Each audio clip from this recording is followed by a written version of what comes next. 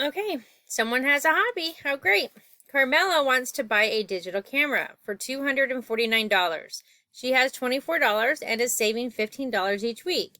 How many weeks, W, will it take Carmela to save enough money to buy the digital camera? All right, we're going to start off by circling those important numbers, 249, 24, and 15. Those are pretty much the only numbers we really have on this one, so it made it really easy.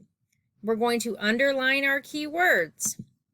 She has, so that's something that she already has in her possession, $15 each week.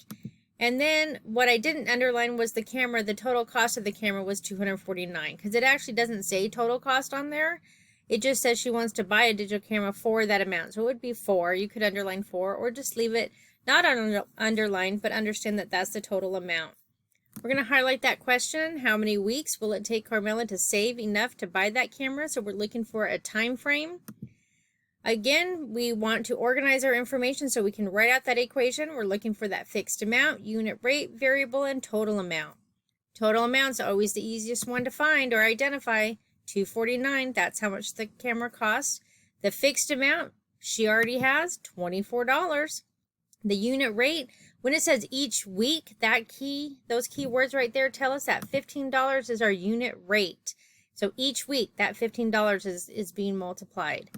We don't know how many weeks, so we just put W, that we're just not sure.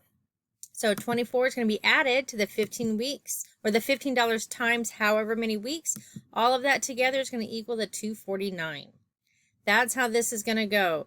This one should be a little bit simpler to you, and you should have been able to do this one pretty much by yourself because it's a very simple worded word problem. If you have problems with this one, let me know so we can go over it a little bit more. But what we're going to do is rewrite that without those dollar signs. 24 plus 15 times W equals 249. We don't have our distributive property or combining like terms, so we're going to skip that, but we're going to look for it because you never know when we're going to run into that. So we just want to look for it, identify that we don't need it, skip it. Now we're looking, are we adding or subtracting? Well, what number are we focused on? We're focused on this number that is not next to our variable. Here's our variable. We want to stay on this left side of the equation. The 24 is furthest away from that W. It's adding right now, so I want to subtract that. I'm going to take that 24 away, and I'm going to do that on both sides. That cancels out on that side. I bring down my 15W. 249 minus 24 gives me 225.